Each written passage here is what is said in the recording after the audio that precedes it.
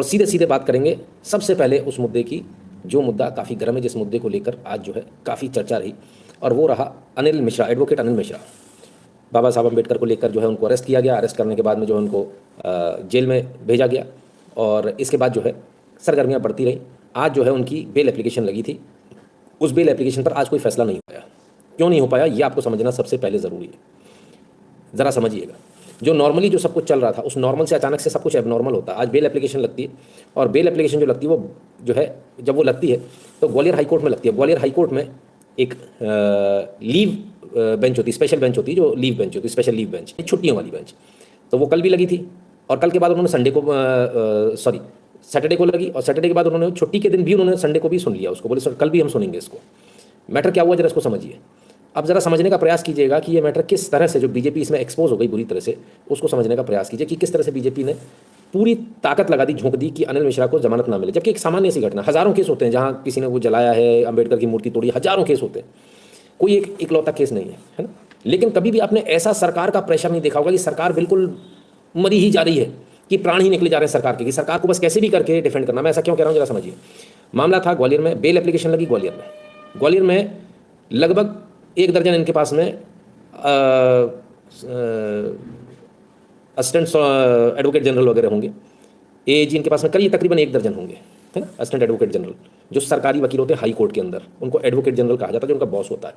अब जरा समझिए, और इसमें सब जो हैं, जो जितने भी लोग हैं, उनका एक अच्छी पृष्ठभूमि है। वो एक अच्छे, ऐसा नहीं कि वो बिक जाएंगे, वो संघ की पृष्ठभूमि से आते हैं, तो सवाल नहीं उठता उनमें से कोई बिकेगा। लेकिन इसके बावजूद उनमें से किसी पर भी विश्वास नहीं करना, ग्वालियर के किसी भी वकील पर विश्वास नहीं हुआ। आज जैसे ही एप्लीकेशन लगी तो असिस्टेंट एडवोकेट जनरल साहब गए, जो वहाँ पर ग्वालियर में मौजूद थे, और उन्होंने कहा साहब हम नहीं इसको प्लीड करेंगे, आप हमारे को डेट दे दो, क्योंकि इसमें एडवोकेट जनरल साहब प्लीड करेंगे। तो जज साहब ने मना कर दिया, बोले नहीं डेट नहीं देंगे, कितना समय लगेगा, बोलिए ऑनलाइन, बोले नहीं वो तो बाहर है, वो तो जबलपुर में है, तो जबलपुर से भोपाल से उनको बुलाना पड़ेगा, बाहर से तो बड़ा मुश्किल होगा, कैसे होगा। बोले कोई बात नहीं ऑनलाइन करेंगे, उनको बोलिए ऑनलाइन प्लीड करें। आप सोचिए किस हद तक मैनिपुलेशन होता है। इनका पर्पज़ क्या था कि आज कैसे भी करके सुना ना जाए, किसी भी तरह से सुना ना जाए, लेकिन ऐसा हो नहीं पाया। जज टेढ़ा बैठा हुआ है, और जज जो बैठा हुआ वो मतलब एक होता है विख्यात और वो है कुख्यात, मतलब जाने जाते हैं अपने रौद्र रूप के लिए। जस्टिस अलूवालिया साहब की बेंच में लगा था, और अलूवालिया साहब का नाम सुनते ही सांप सूंघ जाता है प्रशासन को, क्योंकि प्रशासन को बिल्कुल एकदम कहते हैं ना, बिल्कुल लाइन में लगा देते हैं, एकदम सीधा कर देते हैं प्रशासन को। उनके आपको ज़्यादा वीडियोज़ भी नहीं मिलेंगे, वो बंद करा देते हैं, बोले बंद करो। मैं बोलता कुछ हूँ, लोगों को समझ में आता है कुछ का कुछ मतलब निकालते हैं, है ना। तो वो रिकॉर्डिंग भी नहीं मिलेगी आपको। Please provide me information whether doctor Shantanu Sharma institute of naturopathy and holistic medicine affiliated to WHO Vrindavan UP is genuine और फेक। नो आइडिया बॉस, मुझे नहीं लगता कि कोई जेन्युइन होगा, है ना। एफिलिएटेड टू WHRDO, ये क्या चीज़ है? आप मेरे को इन्फॉर्मेशन भेजिएगा, फिर मैं उसको चेक करूँगा, है ना प्रेम जी, तभी बता पाऊँगा। ठीक है, तो अभी जो इन्होंने जो केस लगाया, वो केस ये लगाया कि हमारे एडवोकेट जनरल साहब आएंगे, मतलब उसको डिले करने की, तो जबलपुर से आएंगे तो आप डेट दे दो। उन्होंने मना कर दिया, बोले डेट नहीं देंगे।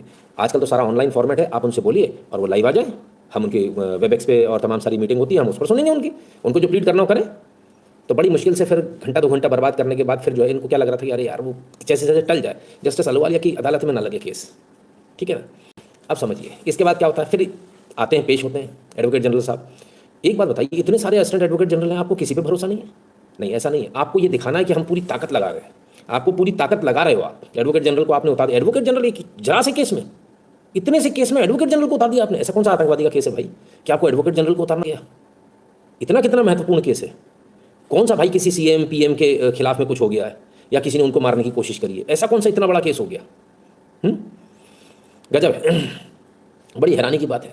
खैर, तो फिर क्या होता है, फिर एडवोकेट जनरल साहब आते हैं, कहते हैं साहब मैं आ तो गया हूँ, अपीयर तो हो गया हूँ, मुझे इसमें रिप्लाई फाइल करना है। वो कहते कीजिए, और आप किस लिए आए हैं? शक्ल देखने तो हम आपकी बैठे नहीं है, रिप्लाई फाइल कीजिए।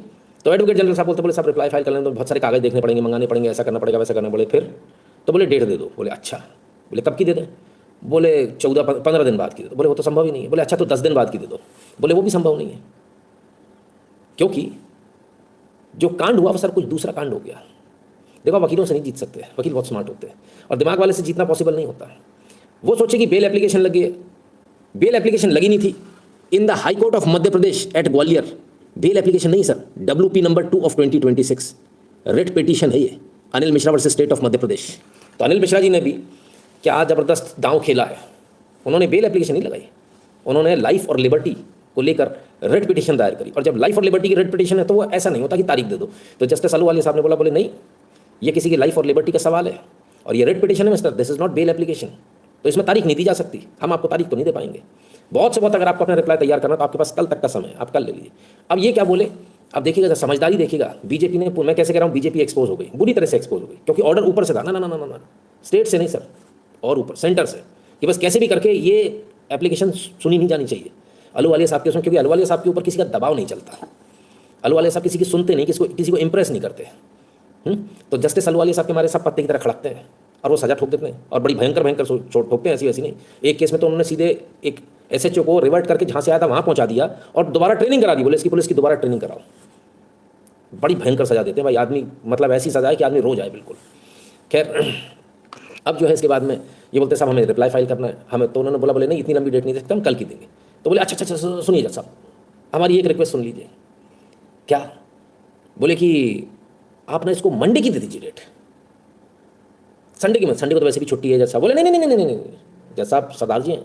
सरदार जी बोले ना ना ना ना, आप मेरी चिंता मत करो, मेरी कतई चिंता मत करो, मैं तो संडे को भी आ जाऊँगा काम करने, बेंच बैठेगी, कोर्ट खुलेगा, आप हमारी चिंता मत करो।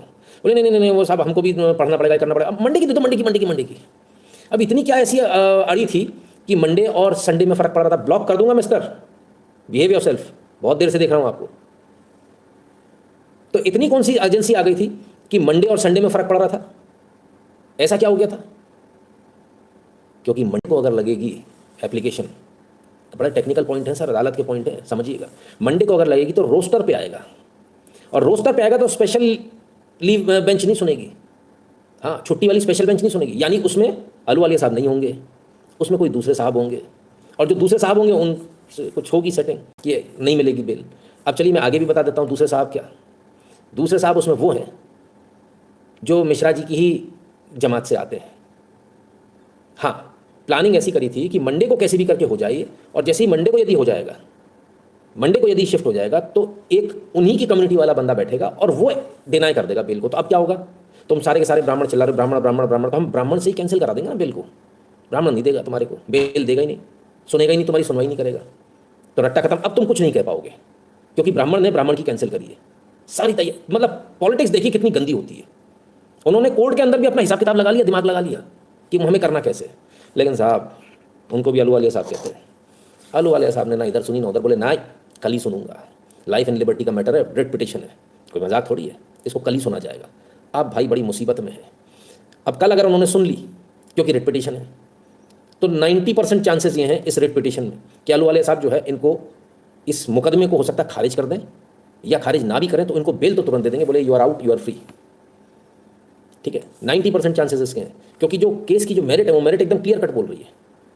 और रेट पिटिशन जो लगी है उसकी जो अगर मेरिट पे आप जाएंगे तो फिर भाई बड़ा खतरनाक केस है।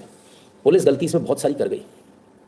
पुलिस ने पहले अरेस्ट कर लिया अनिल मिश्रा को, समय के अनुसार पहले अरेस्ट कर लिया, और बाद में एफआईआर लिखी है, ऐसा बताया जा रहा है। अगर ये बात सच हुई तो आप ये मान लेना एसपी और कलेक्टर को कल उल्टा टांग दिया जाएगा। अगर ये सही हुआ कि उनकी अरेस्ट पहले है और एफआईआर की समय बाद में, तो इनको उल्टा टांग देंगे अहलूवालिया साहब, बिल्कुल उल्टे टांगे होंगे अदालत में, उठक बैठक लगवा देंगे इनसे। बहुत खतरनाक आदमी हो अगर ये गलती इन्होंने करी होगी तो, क्योंकि टेक्निकल एरर है, हो सकती है, अगर ऐसी टेक्निकल एरर होगी तो ये निपट जाएंगे तबीयत से। ठीक है, अब आते हैं दूसरी बात पर। जहाँ तक देखिए, आप एक चीज़ को समझिए, हाई कोर्ट के सारे जज अच्छे होते हैं, लेकिन कुछ एक्सेप्शनली ऐसे होते हैं जिनको कि न्याय बहुत पसंद है। उनमें से एक है जस्टिस अहलूवालिया साहब। वो किसी की सुनते नहीं हैं, वो किसी की ना किसी पर रहम खाते हैं, ना किसी की कंप्लेंट सुनते हैं, ना किसी के दबाव में आते हैं, ना किसी की उसमें आते हैं कि हम तुम्हें पहचानते हैं, कुछ नहीं। सामने पहचान वाला भी खड़ा है ना, अभी तो सजा बनेगी तो बनेगी, और बहुत प्यार से हंस के देते हैं। हाँ तो ठीक है, क्या हो गया साहब, अरे इतना दंगा मचाया आपने, बंदूक निकाली, पिस्टल तानी, ठीक है हो आइए 7-8 साल की जेल, कौन सी दिक्कत है, टक जा बेटा, बन गया, हो गया स्वाहा। तो ये ऐसे जज है, खतरनाक जजों में से एक है। मतलब अगर अपराधी है तो उसको थर-थर कांपना चाहिए, और जिसको न्याय लेना चाहिए उसके लिए भगवान स्वरूप है, इस तरह का जज है। अब ये पूरी जो बीजेपी ने आज जो साजिश रची थी कि गेंद केंद्र प्रकार हम तारीख मांग लें, रोस्टर पे आ जाए, दूसरे जज के पास चला जाए, ऐसा हो जाए वैसा हो जाए, वो हो नहीं पाया खेल। आज बीजेपी बहुत मायूस होगी, बीजेपी के लोग बहुत मायूस होंगे। मैं क्यों आपको ये बता रहा हूँ, ताकि आपको ये पता होना चाहिए कि असलियत में अंदर क्या हुआ और असलियत में खेल क्या चल रहा है। कि आपने पूरी शासन लग गया एक आदमी के पीछे, एक आदमी के ऊपर शासन लग गया पूरा कि इसको बाहर नहीं निकलने देंगे, ऐसी कौन सी वो है। अरे किसी ने कुछ किया है, ठीक है होता है, कोई बात नहीं, सामान्य तौर पर उसे चलने देना चाहिए। इतना स्पेशल केस, इतना सा केस कि आप अपने सॉरी एडवोकेट जनरल को उतार रहे हो। भाई ये तो थोड़ा सोचना पड़ेगा, विचार करना पड़ेगा। कमाल कर दिया इन्होंने, रिकॉर्ड तोड़ दिया साहब आज। टाइम ग्रांटेड डब्ल्यूपी का list on 4/1/2026। State is also directed to keep the case diary available. Case diary भी लेकर आओगे साथ में, जीएस अहलूवालिया और आशीष श्रोती। तो पूरे कागज मंगवा ली सरकार, ये भी ले आओ वो भी ले आओ, और जो दूसरे विपक्ष के वकील हैं उनसे भी उन्होंने 4 चीज़ें बोल दी, बोले आप ये करके लाइएगा। तो सारी चीज़ें कल अब जो है सब डिसाइड होंगी। अहलूवालिया साहब कहते हैं साहब डायरी नहीं आई ना, तो आप ये समझ लेना वो आदमी इतना खतरनाक है। आपके यूट्यूब पे एक वीडियो मिल जाएगा उनका, एक वीडियो जिसमें वो डायरी नहीं बोले, सब डायरी नहीं आ पाई अगली तारीख को। बोले क्यों डायरी आने में कितना समय लगेगा साहब, कितना टाइम लगता है? बुलाइए इनके एसपी को फ़ोन लगाइए, एसपी साहब डायरी लेकर आएंगे, हम बैठे हैं आधा घंटा 5 बजे शाम के। बोले कोई बात नहीं, 40 मिनट लगेंगे, 1 घंटे में आएंगे, 2 घंटे में आएंगे, हम 8 बजे तक बैठे हैं, कोई दिक्कत नहीं है। वो जो आपने देखा ना जॉली बिल्कुल असलियत में ऐसा खतरनाक देते भाई, तो तोते उड़ गए थे, एसपी साहब भगते हुए डायरी लेकर आए थे। तो मज़ेदार हो रहा है सर, कुछ भी कहिए। देखिए जमानत मिले नहीं मिले, पहली बात तो बेल एप्लीकेशन लगी ही नहीं है, रेट पिटीशन है। अब रेट पिटीशन को कल डिस्पोज ऑफ किया जाता है या एक्सेप्ट किया जाए, एक्सेप्ट किया तो अनिल मिश्रा जी बाहर, ठीक है। डिस्पोज ऑफ किया जाता है तो फिर केस चलेगा, बेल एप्लीकेशन ये वो दुनिया भर की चीज़ें चलेंगी। अब देखना ये है कि ये क्या करेंगे, इनका क्या होगा। लेकिन बीजेपी वाले तो बेचारे आज बहुत परेशान होंगे कि आज उन्होंने इतनी मेहनत करी, इतनी मेहनत करी, इतनी मेहनत करी और सब कुछ बेकार हो गया। क्यों आप ऐसी मेहनत कर रहे थे? अच्छा, आप लोगों को मेरी बात पे विश्वास नहीं हो रहा होगा, चलिए मैं वकीलों से सुनवा दूं आपको कि क्या क्या हुआ। एक्चुअली मत में दादा की तरफ से इसको लिंगर और करने का प्रयास किया जा रहा है कि जैसे कि अनिल मिश्रा जी को न्याय नहीं मिल पाया, इसलिए उन्होंने एडवोकेट जनरल है प्रशांत सिंह, उन्होंने समय दिया, बोले हमको समय देना, डायरी पेश करेंगे। और वो सोमवार की मंगल की तारीख मांग रहे थे, इसलिए वो जेल जब तक जेल में रहे, लेकिन कोर्ट ने कल के लिए उन्होंने समय दिया कि कल तक आप उन्हें जवाब अप्लाई पेश करें।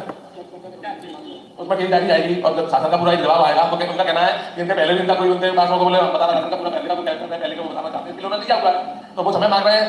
और लीगल उनका मूल जो पर्पज है वो है कि कोर्ट कभी जो आज जो सुनवाई बेंच थी वो रेगुलर बेंच नहीं है, स्पेशल बेंच है। वो चाह रहे हैं कि जस्टिस अहलूवालिया साहब बेंच से वो बचना चाह रहे हैं, इस कारण से वो लिंगर ऑन कर रहे हैं। हमारा एग्रीमेंट है कि एक तो उन्होंने 41 के नोटिस का एक सामान्य प्रक्रिया है कि 7 साल तक के केस के अंदर में एक किसी व्यक्ति के खिलाफ भले एससी एसटी एक्ट हो उसमें भी 7 साल तक केस किया तो नोटिस देकर छोड़ा जाना चाहिए, सामान्य प्रक्रिया। लेकिन उन्होंने उसका पालन नहीं किया। नंबर 2 हमारे को एक किसी भी व्यक्ति को जब अरेस्ट किया जाएगा तो उसको तुरंत उसको इन राइटिंग में उसको लिखना पुलिस देगी कि वह आपको इस अपराध में इस कारण से गिरफ्तार किया जा रहा है, और जहाँ की 7 साल से कम का है तो मैंडेटरी है देना। हाँ, तो वो उन्होंने उसका पालन किया है। तो एक माननीय उच्चतम न्यायालय के आदेश की एक तरह से ऑर्डर की अवहेलना है। उन्होंने कहा उसको मैंडेटरी बताया माननीय उच्चतम न्यायालय द्वारा कि जब बिल्कुल आपको देना, वो पहुंचे टाइम कह दिया इसमें मौके दे दी, मौके सूचना नहीं, उन्होंने कहा कि नहीं बोले मौके नहीं देना है, आपको लिखना ही देना है, और लिखने देंगे तो पूरी गिरफ्तारी अवैध होगी, और ऐसे करके कोर्ट इसको रिलीज करेगी अवैध। बिल्कुल इनके खिलाफ 2 चीजें, एक तो राइटिंग में जो कई तारीख के अंदर जो बताया था, कल जानकारी मिली, इनकी जो परिवार को सूचना दी गई तो कल दी गई सवेरे 11 बजे, तभी तो कल शाम को 7 बजे परसों से रिटर्न करके रखा हुआ है। नंबर 2 का जो एफआईआर हुई है वो इनको 7 बजे गिरफ्तार किया, 8 बजे घंटे बाद एफआईआर हुई है, यानी कि हमको गिरफ्तार किया गया था तब हमारे खिलाफ कोई भी शिकायत, कोई भी केस, कोई भी किसी भी थाने में पंजीबद्ध नहीं था, कोई शिकायत भी नहीं थी। तो यानी कि आपकी प्रक्रिया दूषित है, इलीगल है, क्योंकि आप मुकदमा जब आप अपनी प्लान करके तैयारी करके हमको ये देना चाहता तो शासन का पूरा प्रशासन का एक उनका एजेंडा है कि हम अनिल मिश्रा जी को हम जेल में रखें। तो साहब हो गई तसल्ली। वकील साहब ने भी क्या बोला, शासन ये चाह रहा था, किसी भी प्रकार से सरकार ये चाह रही थी कि इसको लिंगर ऑन करें। लिंगर ऑन करने के अलावा जो मैंने आपको बताया क्या कि अरेस्ट पहले कर लिया और एफआईआर बाद में हुई, और उसके बाद अरेस्ट की जो प्रक्रिया उसको फॉलो नहीं किया गया। सर कल उड़ेंगी धज्जियाँ, कल आएगा इसमें मज़ा, कल देखने लायक होगा। कल देखेंगे कि अहलूवालिया साहब किस मूड में बैठते हैं। देखिए जज का मूड भी होता है, वो किस मूड में है। मैं तो ये चाहता हूँ कि अहलूवालिया साहब अगर आप तक मेरी आवाज़ पहुँचती है तो कल की आप चालू कर दो, कल की रिकॉर्डिंग हमको देखनी है, कल का लाइव देखना है हमको, आनंद आ जाएगा हमको, गदगद हो जाएगा हमारा भी दिल देखकर। हे धर्मध्वज रक्षक, आपके अथक प्रयास को मेरा कोटि कोटि नमन। लोकेश सिंह जी, बहुत बहुत धन्यवाद भैया लोकेश जी, ठीक है ना। तो क्लियर समझ में आ गया क्या चल रहा है। ऐसा तो नहीं मैंने कुछ बना बनू के बोल दिया। अभी कोई सज्जन बोल रहे थे बीजेपी से ऐसी इतनी नफरत क्यों गई। मुझे किसी से नफरत नहीं, मैं आपको सिर्फ दिखा रहा हूँ चालबाजियाँ कैसी कैसी होती, क्या क्या चालें चली जाती हैं, आप उसको देखिए। सुप्रीम कोर्ट के जो डायरेक्शंस हैं उनको धता बता दिया, उन डायरेक्शंस का पालन नहीं हुआ। कल छोड़ देंगे अहलूवालिया साहब इसको, क्या हाईकोर्ट को दिखेगा नहीं है कि आपने बिल्कुल अंधेर मचा दी। और मैं तो कहता हूँ डब्ल्यूपी मैन को एक और साथ में एप्लीकेशन मूव करनी चाहिए कि भविष्य में मेरे खिलाफ कोई केस नहीं कर सके। ये केस जो है प्रेरित केस हैं और शासन द्वारा, सरकार द्वारा इसको प्रेरित किया जा रहा है। अननेसेसरी मेरे ऊपर एक के बाद एक केस लगाया जा रहा है, इसलिए इन केसेस को कि मेरे खिलाफ कोई भी केस न लगे, बंद, इसको रोका जाए। सुप्रीम कोर्ट की रूलिंग आ जाएगी जो अर्नब की केस में हुई थी कि आप एक के बाद एक केस नहीं लगा सकते, है ना, तो वाली रूलिंग आ जाएगी, उससे जो है क्लियर कट हो जाएगा। आनंद आ रहा है आपको? देखो सर, दांव पेच आपको सारे आने चाहिए, नहीं तो किसी दिन निपट जाओगे आप। अगर आप ये सोचे कि मुझे दांव पेच की मुझे ज़रूरत नहीं है या दांव पेच की बिना में काम चल जाएगा, तो ये समझ लेना आपका खेल हो जाएगा किसी भी दिन। सरकारी कानूनी दांव पेच आपको सारे आने चाहिए। और इसलिए मुझे बहुत तरस आता है, कई बार आप देखते हो ना, मुझे गुस्सा जाता है आप लोगों पर, इसलिए आता है कुछ भी नहीं आता। कैसे लड़ोगे आप लोग कल को फंस गए तो? सूरज पुजारी जी, राम राम भैया, आइए, स्वागत है। चलिए, अब कुछ और लोग भी बता रहे हैं। गगन शर्मा जी हैं, ये भी कुछ बता रहे हैं, सुने इनकी। जो है काला कानून एक तरीके से, क्योंकि इसका दुरुपयोग बहुत हो रहा है। इसको ब्लैकमेलिंग और इसको पैसा उगाने का ही जरिया बना लिया है। और इस वजह से एक भिंड की ऑडियो भी वायरल हुई थी, आपने सुनी होगी, पैसे को लेने में झगड़ा हो रहा था। सबसे बड़ी बात है कि अगर अनिल मिश्रा जी SC/ST एक्ट को सुधार करने के लिए क्वेश्चन करते हैं, आर्थिक आधार पर आरक्षण के लिए करते हैं, तो दंगा का आरोप लगता है कि वो दंगा कर रहे हैं। और दामोदर यादव जैसे दतिया के जो है नेता, ये आके धीरेन्द्र शास्त्री जी को इतना बुरा भला बोलते हैं, शब्द कहते हैं, तो किसी की भावनाएं आहत नहीं होती। जिन्होंने हाईकोर्ट तक पर टिप्पणी की, जिन्होंने प्रक्रिया का दुरुपयोग बताया, तीसरा उन्होंने मोहन सरकार को भी ये चेतावनी दी थी जब, और जो ये कॉल करते हैं और उसके बाद कॉल करके अपनी स्ट्राइक को वापस खींच लेते हैं। यानी कि ये कुल मिला के जो दलित समाज के लोग हैं उनको भ्रमित कर रहे हैं और अपनी राजनीतिक रोटियां सेक रहे हैं। मोहन सरकार का क्या इसमें फायदा ये है वोट बैंक। सिंपल सी बात है, वोट बैंक है। उन्हें पता है, वो सारी समझदारी की उम्मीद सवर्ण समाज से करते हैं कि सवर्ण समाज समझे, चाहे वो परेशान हो रहा हो, चाहे इस एक्ट के दुरुपयोग से उनके घर बर्बाद हो रहे हो। लेकिन फिर भी उद्यम करने की या आंदोलन करने की बात आएगी तो मोहन सरकार या बीजेपी सरकार का ये रहता है कि भाई आप समझदार हो ना, आप समझो। लेकिन कब तक समझेंगे? एक लिमिट भी तो होती है। और उनको मालूम है कि वो लोग तो आज उनके फेवर के काम हो रहे हैं, उसके बावजूद भी वो सरकार को ही पूछ रहे हैं। आप उनकी पूछ देखिए, वो आज भी SP को कहीं उंगली दिखा रहे हैं, कहीं मोहन सरकार को उंगली दिखा रहे हैं। जब कहीं गेट, कल SP ऑफिस का गेट पूरा तोड़ के 100-150 महिला उसकी, और रैली 163 धारा लगी थी, कलेक्टर साहब ने लगाई थी, कलेक्टर के सामने प्रदर्शन हुआ। तो इनके लिए कानून मूक दर्शक बन के क्यों बैठ जाता है? बताइए भैया, वकील साहब का पूछना है, इनके लिए कानून मुक्त दर्शक क्यों बन जाता है? कल हमने भी यही बात कही थी, भैया धारा 144 पुरानी वाली, आज की 163 जब आपने लगाई थी तो कहाँ गई धारा? किधर घुस गई? कहाँ चली गई वो धारा? रैली पे रैलियां निकल रही, दे दनादन, एक तरफा कार्रवाई का। हम कहते सब पे डंडे बरसाओ, किसी को मत छोड़ो। हम तो उनमें से, हम कहते नहीं किसी को छोड़ो। तो क्लियर है साहब, क्या कहे? पर उससे भी बेहतरीन बात, जो FIR जिस व्यक्ति ने दर्ज कराई है, मकरंद बौद्ध, बताया जा रहा है कि ये खुद फरार चल रहे हैं और FIR आवेदन देगा और FIR दर्ज हो गई है। और पूर्व में भी इनके ऊपर भी मुकदमे रहे भाई। S3 और भीम आर्मी के पदाधिकारी मकरंद बौद्ध युवती से दुष्कर्म के आरोप में गिरफ्तार। ये चक्कर है। अच्छा, ये सारे लोग जिनका दुष्कर्म वाला रहता है, वो उनको एक ही जगह पनाह मिलती है क्या? है, कमाल है।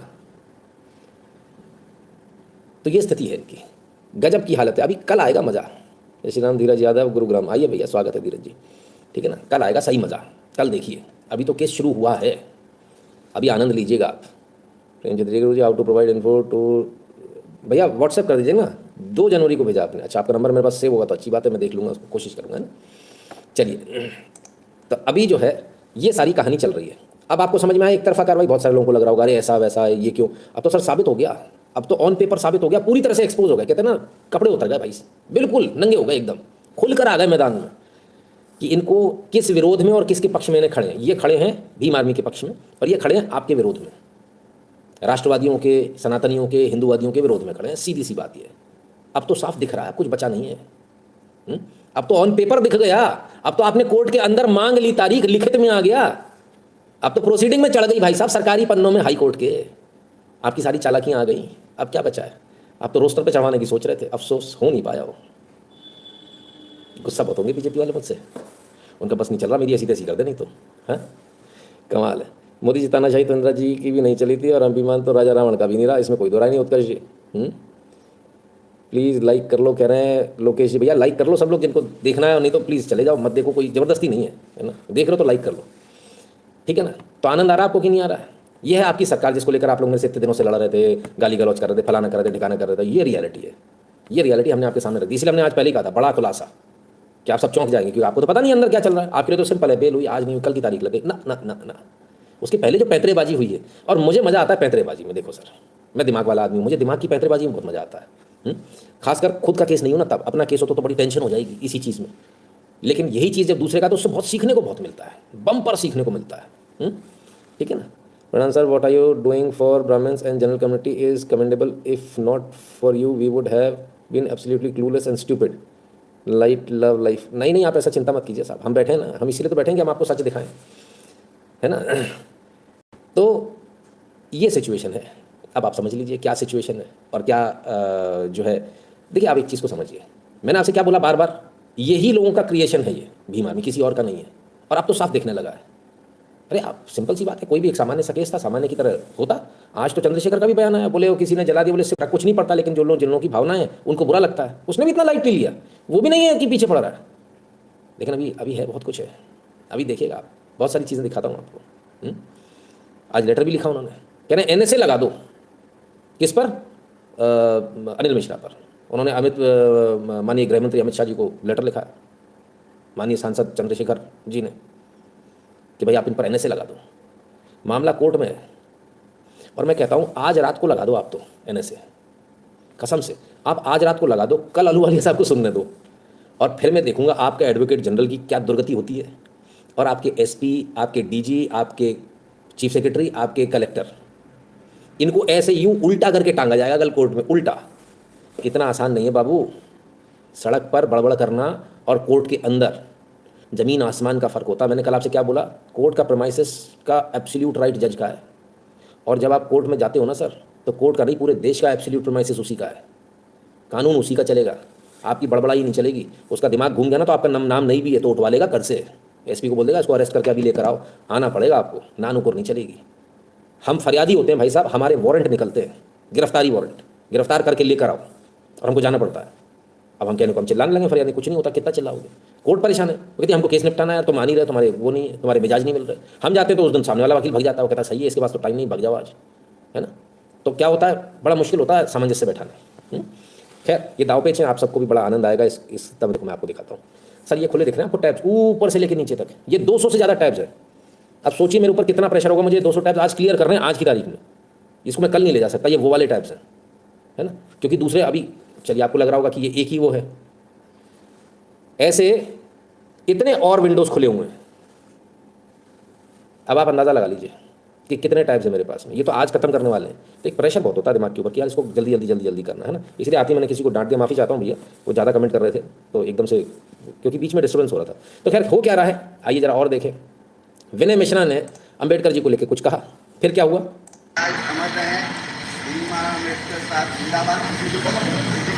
थाना फूलपुर उत्तर प्रदेश, इसके लिए हम क्षमा चाहते हैं पूरे देशवासियों से। हम थोड़ा से जो हालत में थोड़ा गलती हो गया है हमसे, हम इसी पूरे देश से अपने समाज से हम माफी मांगते हैं। और भीम महाराज जिंदाबाद, अम्बेडकर महाराज जिंदाबाद। मुझे बहुत बड़ी गलती हो गई है, इतनी बड़ी गलती हम जिंदगी में नहीं करेंगे। चलते रहो, चलते रहिए, ठीक से चलिए, ठीक से चलते रहिए, फायदे से। अभी ऐसी बड़ी गलती नहीं हुई, जो गलती हमसे हो गई है समाज से हम माफी मांगते हैं। बाबा साहब अमर रहे, बाबा साहब जिंदाबाद, बाबा साहब जिंदाबाद। हाँ, गाड़ी चलते रहो, बाबा साहब अमर रहे, बाबा साहब बाबा साहब अमर रहे, बाबा साहब अमर रहे, बाबा साहब जिंदाबाद, बाबा साहब जिंदाबाद। हाँ, गाड़ी चलते रहो, बाबा साहब जिंदाबाद। ये हमारे महाराज हैं, क्या करते हैं, बहुत बड़ी गलती से आज के बाद। अब सोचिए आप, क्या आपने किसी भीम आर्मी वाले का ऐसा देखा है क्या वीडियो, जिसने मनुस्मृति जलाई, कुछ भी जलाया, क्या ऐसा वीडियो देखा? नहीं। लेकिन ये फुलपुर में ये ऐसा ही कौन है जिसको इतना ज़्यादा इंटरेस्ट है बाबा साहब में? ये पुलिस के अधिकार क्षेत्र में नहीं है। अगर आप हाईकोर्ट चले जाएंगे, पुलिस वाले की नौकरी खतरे में आ जाएगी, ठीक है ना। ये पुलिस के अधिकार क्षेत्र में नहीं, पुलिस ऐसा नहीं कर सकती।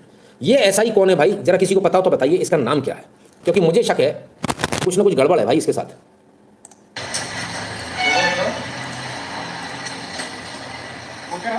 बहुत बड़ी गलती हो गई हमसे, आज के बाद हमसे ऐसी गलती नहीं होगी। तो हम बाबा साहब, बहुत बड़ी गलती हो गई हमसे।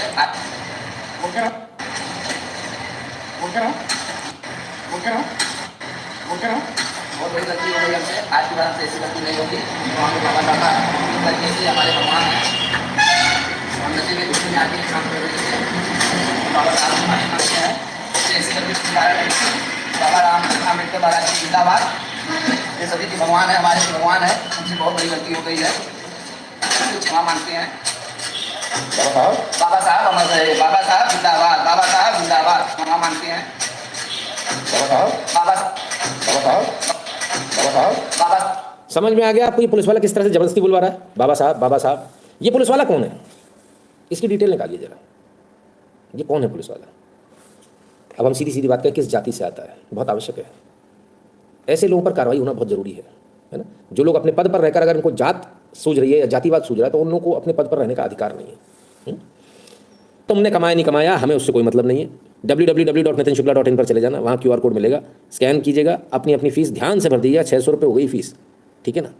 और नाम और नंबर साथ में भेजिएगा। सोशल मीडिया के तमाम सारे प्रोफाइल इनको फॉलो कर लीजिएगा, टेलीग्राम और व्हाट्सएप के चैनल से ध्यान से जुड़ जाएगा, जो भारत के बाहर में पेटीएम और पेपाल वाला बटन दबाकर अपना पेमेंट करने का कष्ट करें।